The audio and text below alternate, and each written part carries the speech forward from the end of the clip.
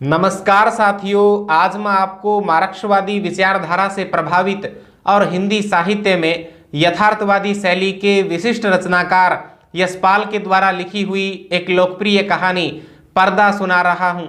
यशपाल का जन्म 1903 ईस्वी पंजाब की फिरोजपुर छावनी में हुआ। इन्होंने लाहौर के नेशनल कॉलेज से स्नातक किया, जहाँ इनका परिचय भगत सिंह और सुखदेव से हुआ। स्वाधीनता आंदोलन की क्रांतिकारी विचारधारा से संबंध रखने के कारण इन्हें कारावास भी जाना पड़ा। इनके द्वारा लिखे हुए प्रमुख उपन्यासों के नाम हैं अमिता, दिव्या, पार्टी कामरेड, दादा कामरेड, मेरी तेरी उसकी बात, झूठा सच। इनके द्वारा लिखा हुआ झूठा सच उपन्यास भारत विभाजन की त्रासदी का एक मार्मिक दस्तावेज है। वहीं इनके द्वारा रचित प्रमुख कहानी संग्रहों के नाम हैं ज्ञान दान, तर्क का तूफान, पिंजरे की उड़ान, वो दुनिया, फूलों का कुर्ता। सामाजिक विषमता, राजनीतिक पाखंड और रूढ़ियों के खिलाफ इनकी रचनाएं मुखर हैं। इनकी मृत्यु 1976 ईस्वी में हुई। उनकी द्वारा लिखी हुई एक प्रतिनिधि कहानी है पर्दा। इस कहानी के माध्यम से समाज में प्रचलित उस धारणा पर प्रहार किया गया है जिसको अपनाकर व्यक्ति लोगों के बीच अपने खानदान की हैसियत को ऊंचा दिखाने के लिए प्रतिष्ठा के लोभ में जीवन भर कष्ट पाता है। कहानी का कथानक इस प्रकार है। चौधरी पीर बख्श के दादा चुंगी के महकमे में दारोगा थे। आमदनी अच्छी थी। उन्होंने अपने जीवन काल में एक पक्का मकान बनवाया जिसे पीर बख्श के परिवार के लोग हवेली कहा करते। उस हवेली की डोढ़ी पर इज्जत और प्रतिष्ठा का प्रतीक एक पर्दा सदैव लगा रहता। समय के प्रवाह के साथ दादा की बनाई हुई पक्की हवेली छोड़नी पड़ी। पीर बख्श ज़्यादा पढ़े लिखे नहीं थे, इसलिए मुंशीगिरी का काम करना पड़ा। उनके 5 बच्चे थे। घर में फाका कसी की स्थिति पैदा हो गई। उन्होंने सुरजू पांडे का जो मकान लिया था, उस किराए के मकान में भी उन्होंने इज्जत का प्रतीक वह पर्दा जरूर लगाया। उन्होंने पंजाबी खान से कुछ पैसे सूद पर उधार लिए, लेकिन तय समय पर अंतिम किस्त जमा नहीं करवा पाए। अंतिम किस्त लेने जब पंजाबी खान उनके घर आया तो उन्होंने असमर्थता जाहिर की। क्रुद्ध होकर पंजाबी खान ने घर की डोढ़ी में लगे उस पर्दे को ही झटक लिया। पर्दे के उस ओर घर की औरतें बैठी थी नग्न अवस्था में, क्योंकि उनके शरीर पर फटे कपड़ों के चिथड़े लिपटे थे और वो चिथड़े उनके शरीर के 1/3 भाग को भी ढकने में असमर्थ थे। स्थिति को देख खान बिना वसूली ही वहां से चला गया। इस कहानी का वाचन साथियों मैं आपके सम्मुख कर रहा हूं।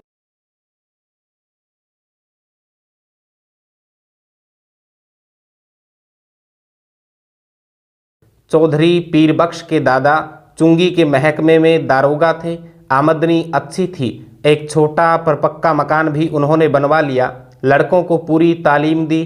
दोनों लड़के एंट्रेंस पास कर रेलवे और डाक खाने में बाबू हो गए। चौधरी साहब की जिंदगी में लड़कों के ब्याह और बाल बच्चे भी हुए, लेकिन अहदे में खास तरक्की न हुई। वही 30 और 40 रुपये माहवार का दर्जा। अपने जमाने को याद कर चौधरी साहब कहते, वो भी क्या वक्त थे। लोग मिडिल पास कर डिप्टी कलेक्टरी करते थे, और आजकल की तालीम है कि एंट्रेंस तक अंग्रेजी पढ़कर लड़के 30-40 से आगे नहीं बढ़ पाते। बेटों को ऊंचे ओहदों पर देखने का अरमान लिए ही उन्होंने आंखें मूंद ली। इंशाअल्लाह चौधरी साहब के कुनबे में बरकत हुई। चौधरी फजल कुर्बान रेलवे में काम करते थे। अल्लाह ने उन्हें 4 बेटे और 3 बेटियां दी। चौधरी इलाही बख्श डाक खाने में थे। उन्हें भी अल्लाह ने 4 बेटे और 2 लड़कियां बख्शी। चौधरी खानदान अपने मकान को हवेली पुकारता था। नाम बड़ा देने पर जगह तंग ही रही। दारोगा साहब के ज़माने में जनाना भीतर था और बाहर बैठक में वे मोढ़े पर बैठ नेचा गुड़गुड़ाया करते। जगह की तंगी की वजह से उनके बाद बैठक भी जनाने में शामिल हो गई और घर की ड्योढ़ी पर पर्दा लटक गया। बैठक न रहने पर भी घर की इज्जत का ख्याल था, इसलिए पर्दा बोरी के टाट का नहीं बढ़िया किस्म का रहता। जाहिर है दोनों भाइयों के बाल बच्चे एक ही मकान में रहने पर भी भीतर सब अलग अलग था। ड्योढ़ी का पर्दा कौन भाई लाए, इस समस्या का हल इस तरह हुआ कि दारोगा साहब के जमाने की पलंग की रंगीन दरियां एक के बाद एक ड्योढ़ी में लटकाई जाने लगीं। तीसरी पीढ़ी के ब्याह शादी होने लगे। आखिर चौधरी खानदान की औलाद को हवेली छोड़ दूसरी जगहें तलाश करनी पड़ी। चौधरी इलाही बख्श के बड़े साहबजादे एंट्रेंस पास कर डाक खाने में 20 रुपए की कलर की पा गए। दूसरे साहबजादे मिडिल पास कर अस्पताल में कंपाउंडर बन गए। जो जो जमाना गुजरता जाता तालीम और नौकरी दोनों मुश्किल होती जाती। तीसरे बेटे होनहार थे, उन्होंने वजीफा पाया। जैसे तैसे मिडिल कर स्कूल में मुदरिस हो देहात चले गए। चौथे लड़के पीर बख्श प्राइमरी से आगे न बढ़ सके। आजकल की तालीम माँ बाप पर खर्च के बोझ के सिवा और है क्या। स्कूल की फीस हर महीने और किताबों कापियों और नक्शों के लिए रुपए ही रुपए। चौधरी पीर बख्श का भी ब्याह हो गया। मौला के कर्म से बीवी की गोद भी जल्दी ही भरी। पीर बख्श ने रोजगार के तौर पर खानदान की इज्जत के ख्याल से एक तेल की मिल में मुंशीगिरी कर ली। तालीम ज़्यादा नहीं तो क्या, सफ़ेद पोश खानदान की इज्जत का पास तो था। मजदूरी और दस्तकारी उनके करने की चीज़ें न थीं। चौकी पर बैठते कलम दवात का काम था। 12 रुपया महीना अधिक नहीं होता। चौधरी पीर बख्श को मकान सितवा की कच्ची बस्ती में लेना पड़ा। मकान का किराया 2 रुपया था। आसपास गरीब और कमीने लोगों की बस्ती थी। कच्ची गली के बीचों बीच गली के मुहाने पर लगे कमेटी के नल से टपकते पानी की काली धार बहती रहती, जिसके किनारे घास उगाई थी। नाली पर मच्छरों और मक्खियों के बादल उमड़ते रहते। सामने रमजानी धोबी की भट्टी थी, जिसमें से धुआं और सज्जी मिले उबलते कपड़ों की गंध उड़ती रहती। दाईं ओर बीकानेरी मोचियों के घर थे। बाईं ओर वृक्षों में काम करने वाले कुल्ली रहते। इस सारी बस्ती में चौधरी पीर बख्श ही पढ़े लिखे सफ़ेद पोश थे। सिर्फ उनके ही घर की ड्योढ़ी पर पर्दा था। सब लोग उन्हें चौधरी जी, मुंशी जी कहकर सलाम करते। उनके घर की औरतों को कभी किसी ने गली में नहीं देखा। लड़कियां 4-5 बरस तक किसी कामकाज से बाहर निकलती और फिर घर की आबरू के ख्याल से उनका बाहर निकलना मुनासिब न था। पीर बख्श खुद ही मुस्कुराते हुए सुबह शाम कमेटी के नल से घड़े भर ले आते। चौधरी की तनख्वाह 15 वर्ष में 12 से 18 हो गई। खुदा की बरकत होती है तो रुपए पैसे की शक्ल में नहीं, आल औलाद की शक्ल में होती है। 15 वर्ष में 5 बच्चे हुए। पहले 3 लड़कियां और बाद में 2 लड़के। दूसरी लड़की होने को थी तो पीर बख्श की वालदा मदद के लिए आई। वालिद साहब का इंतकाल हो चुका था। दूसरा कोई भाई वालदा की फिक्र करने आया नहीं। वे छोटे लड़के के यहाँ ही रहने लगीं। जहाँ बाल बच्चे और घर बार होता है, 100 किस्म की झंझटें होती हैं। कभी बच्चे को तकलीफ़ है तो कभी जच्चा को। ऐसे वक्त में कर्ज की ज़रूरत कैसे ना हो। घर बार हो तो कर्ज भी होगा ही। मील की नौकरी का कायदा पक्का होता है। हर महीने की 7 तारीख को गिनकर तनख्वाह मिल जाती है। पेशगी से मालिक को चिढ़ है। कभी बहुत ज़रूरत पर ही मेहरबानी करते। ज़रूरत पड़ने पर चौधरी घर की कोई छोटी मोटी चीज़ गिरवी रख कर उधार ले आते। गिरवी रखने से रुपए के 12 आने ही मिलते। ब्याज मिलाकर 16 आने हो जाते और फिर चीज़ के घर लौट आने की संभावना न रहती। मोहल्ले में चौधरी पीर बख्श की इज्जत थी। इज्जत का आधार था घर के दरवाजे पर लटका पर्दा। भीतर जो हो पर्दा सलामत रहता। कभी बच्चों की खींच खांच या बेदर्द हवा के झोंकों से उसमें छेद हो जाते तो पर्दे की आड़ से हाथ में सुई धागा ले उसकी मरम्मत कर देते। दिनों का खेल। मकान की ड्योढ़ी के किवाड़ गलते गलते बिल्कुल गल गए। कई दफ़े कसे जाने से पेच टूट गए और सुराख ढीले पड़ गए। मकान मालिक सुरजू पांडे को उसकी फिक्र न थी। चौधरी कभी जाकर कहते सुनते तो उत्तर मिलता, कौन बड़ी रकम थमा देते हो, 2 रुपल्ली किराया और वह भी 6-6 महीने का बकाया। जानते हो लकड़ी का क्या भाव है, न हो मकान छोड़ जाओ। आखिर किवाड़ गिर गए। रात में चौधरी उन्हें जैसे तैसे चौखट से टिका देते। रात भर दहशत रहती कि कहीं कोई चोर न आ जाए। मोहल्ले में सफ़ेद पोशी और इज्जत होने पर भी चोर के लिए घर में कुछ न था। शायद एक भी साबुत कपड़ा या बर्तन ले जाने के लिए चोर को न मिलता। पर चोर तो चोर है। छीनने के लिए कुछ न हो तो भी चोर का डर तो होता ही है। वह चोर जो ठहरा। चोर से ज़्यादा फिक्र थी आबरू की। किवाड़ न रहने पर पर्दा ही आबरू का रखवाला था। वह पर्दा भी तार तार होते होते एक रात आंधी में किसी भी हालत में लटकने लायक न रह गया। दूसरे दिन घर की एकमात्र पुश्तैनी चीज दरी दरवाजे पर लटक गई। मोहल्ले वालों ने देखा और चौधरी को सलाह दी, अरे चौधरी, इस जमाने में दरी यूं काहे खराब करोगे, बाजार से ला टाट का टुकड़ा न लटका दो। पीर बख्श टाट की कीमत भी आते जाते कई दफे पूछ चुके थे। 2 गज टाट 8 आने से कम में न मिल सकता था। हंसकर बोले, होने दो, क्या है, हमारे यहाँ पक्की हवेली में भी ड्योढ़ी पर दरी का ही पर्दा रहता था। कपड़े की महंगाई के इस जमाने में घर की 5 औरतों के शरीर से कपड़े जीर्ण होकर यूं गिर रहे थे जैसे पेड़ अपनी छाल बदलते हैं। पर चौधरी साहब की आमदनी से दिन में एक दफ़े किसी तरह पेट भर सकने के लिए आटे के अलावा कपड़े की गुंजाइश कहाँ। खुद उन्हें नौकरी पर जाना होता। पायजामे में जब पैबंद संभालने की ताब न रही, मार्किन का एक कुर्ता पायजामा जरूरी हो गया। पर लाचार थे। गिरवी रखने के लिए घर में जब कुछ भी न हो, गरीब का एकमात्र सहायक है पंजाबी खान। रहने की जगह भर देखकर वह रुपया उधार दे सकता है। 10 महीने पहले गोद के लड़के बरकत के जन्म के समय पीर बख्श को रुपए की जरूरत आ पड़ी। कहीं और कोई प्रबंध न हो सकने के कारण उन्होंने पंजाबी खान बब्बर अली खां से 4 रुपए उधार ले लिए थे। बब्बर अली खां का रोजगार सितवा के उस कच्चे मोहल्ले में अच्छा खासा चलता था। बीकानेरी मोची, वर्कशॉप के मजदूर और कभी कभी रमजानी धोबी सभी बब्बर मियाँ से कर्ज लेते रहते। कई दफ़े चौधरी पीर बख्श ने बब्बर अली को कर्ज और सूद की किस्त न मिलने पर अपने हाथ के डंडे से ऋणी का दरवाज़ा पीटते देखा था। उन्हें साहूकार और ऋणी में बीच बचौल भी करना पड़ा था। खान को वे शैतान समझते थे, लेकिन लाचार हो जाने पर उसी की शरण लेनी पड़ी। 4 आना रुपया महीने पर 4 रुपया कर्ज लिया। शरीफ खानदानी मुसलमान भाई का ख्याल कर बब्बर अली ने 1 रुपया माहवार की किस्त मान ली। 8 महीने में कर्ज अदा होना तय हुआ। खान की किस्त न दे सकने की हालत में अपने घर के दरवाजे पर फजीहत हो जाने की बात का ख्याल कर चौधरी के रोए खड़े हो जाते। 7 महीने फाका करके भी वे किसी तरह से किस्त देते चले गए। लेकिन जब सावन में बरसात पिछड़ गई और बाजरा भी रुपये का 3 सेर मिलने लगा, किस्त देना संभव न रहा। खान 7 तारीख की शाम को ही आया। चौधरी पीर बख्श ने खान की दाढ़ी छू और अल्लाह की कसम खा 1 महीने की मुआफ़ी चाही। अगले महीने 1 का सवा देने का वायदा किया। खान टल गया। भादों में हालत और भी परेशानी की हो गई। बच्चों की माँ की तबीयत रोज रोज गिरती जा रही थी। खाया पिया उसके पेट में न ठहरता। पत्थे के लिए उसको गेहूं की रोटी देना जरूरी हो गया। गेहूं मुश्किल से रुपए का सिर्फ 2.5 सेर मिलता।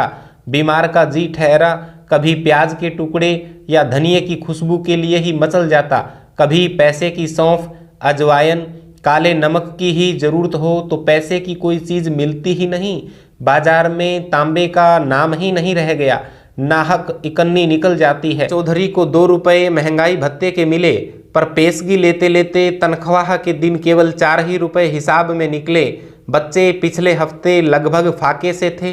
चौधरी कभी गली से 2 पैसे की चुराई खरीद लाते, कभी बाजरा उबाल सब लोग कटोरा कटोरा भर पी लेते। बड़ी कठिनता से मिले 4 रुपयों में से सवा रुपया खान के हाथ में धर देने की हिम्मत चौधरी को न हुई। मिल से घर लौटते समय वे मंडी की ओर टहल गए।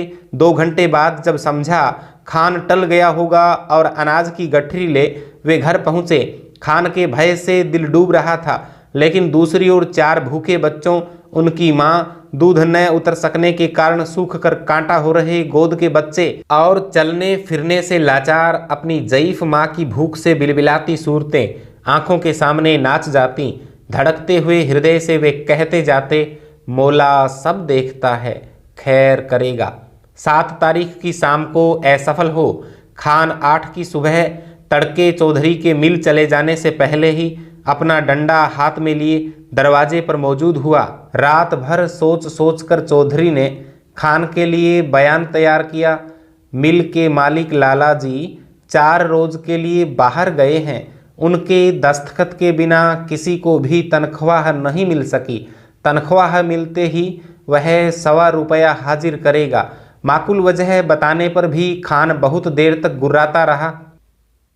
वतन छोड़ के परदेश में पड़ा है, ऐसे रुपया छोड़ देने के वास्ते यहाँ नहीं आया है। हमारा भी बाल बच्चा है। 4 रोज में रुपया नहीं देगा तो अब तुम्हारा कर देगा। 5वें दिन रुपया कहाँ से आ जाता? तनख्वाह मिले अभी हफ्ता भी नहीं हुआ। मालिक ने पेशगी देने से साफ इनकार कर दिया। 6ठे दिन किस्मत से इतवार था। मिल में छुट्टी रहने पर भी चौधरी खान के डर से सुबह ही बाहर निकल गए। जान पहचान के कई आदमियों के यहाँ गए। इधर उधर की बातचीत कर वे कहते, अरे भाई हो तो 20 आने पैसे तो दो, 1 रोज के लिए देना, ऐसे ही जरूरत आ पड़ी है। उत्तर मिला, मियाँ पैसे कहाँ इस जमाने में, पैसे का मोल कोड़ी नहीं रह गया। हाथ में आने से पहले ही उधार में उठ गया तमाम। दोपहर हो गई, खान आया भी होगा तो इस वक्त तक बैठा नहीं रहेगा। चौधरी ने सोचा और घर की तरफ चल दिए। घर पहुंचने पर सुना खान आया था और घंटे भर तक डोढ़ी पर लटके दरी के पर्दे को डंडे से ठेल ठेल कर गाली देता रहा है।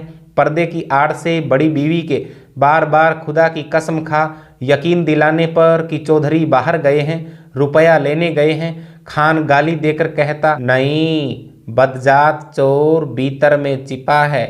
4 घंटे में फिर आता है, रुपया लेकर जाएगा। रुपया नहीं देगा तो उसका खाल उतार कर बाजार में बेच देगा। हमारा रुपया क्या आराम का है?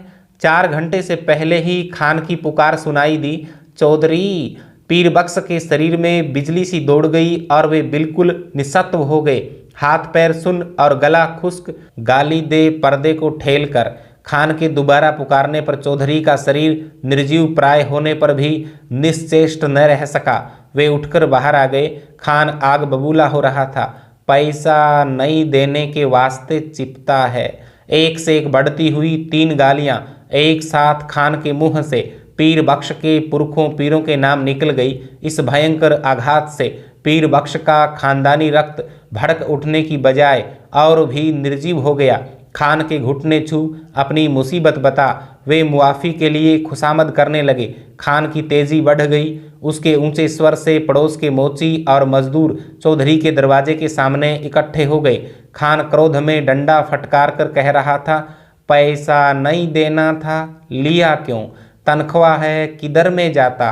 आरामी हमारा पैसा मारेगा, तुम्हारा खाल खींच लेगा। पैसा नहीं है तो घर पर पर्दा लटका के शरीफ ज़्यादा कैसे बनता? तुम हमको बीवी का गहना दो, बर्तन दो, कुछ तो भी दो, ऐसे नहीं जाएगा। बिल्कुल बेबस और लाचारी में दोनों हाथ उठा खुदा से खान के लिए दुआ मांग पीर बख्श ने कसम खाई, 1 पैसा भी घर में नहीं, बर्तन भी नहीं, कपड़ा भी नहीं। खान चाहे तो बेशक उसकी खाल उतार कर बेच ले। खान और आग हो गया। तुम्हारा दुआ का क्या करेगा? तुम्हारा खाल का क्या करेगा? उसका तो जूता भी नहीं बनेगा। तुम्हारा खाल से तो यह टाट अच्छा। खान ने डोढ़ी पर लटका दरी का पर्दा झटक लिया। डोढ़ी से पर्दा हटने के साथ ही जैसे चौधरी के जीवन की डोर टूट गई, वह डगमगाकर जमीन पर गिर पड़े। इस दृश्य को देख सकने की ताब चौधरी में न थी, परंतु द्वार पर खड़ी भीड़ ने देखा। घर की लड़कियां और औरतें पर्दे के दूसरी ओर घटती घटना के आतंक से आंगन के बीचों बीच इकट्ठी हो खड़ी कांप रही थी। सहसा पर्दा हट जाने से औरतें ऐसे सिकुड़ गईं जैसे उनके शरीर का वस्त्र खींच लिया गया हो। वह पर्दा ही तो घर भर की औरतों के शरीर का वस्त्र था। उनके शरीर पर बचे चिथड़े उनके 1/3 अंग ढंकने में भी असमर्थ थे। जाहिल भीड़ ने घृणा और शर्म से आंखें फेर लीं। उस नगनता की झलक से खान की कठोरता भी पिघल गई। गलानी से थूक पर्दे को आंगन में वापस फेंक क्रुद्ध निराशा में उसने लाहौल बिला कहा और असफल लौट गया। भय से चीख कर ओट में हो जाने के लिए भागती हुई औरतों पर दया कर भीड़ छंट गई। चौधरी बेसुध पड़े थे। जब उन्हें होश आया, डोढ़ी का पर्दा आंगन में सामने पड़ा था, परंतु उसे उठाकर फिर से लटका देने का सामर्थ्य उनमें शेष न था। शायद अब इसकी आवश्यकता भी न रही थी। पर्दा जिस भावना का अवलंब था वह मर चुकी थी। कहानी सुनने के लिए धन्यवाद।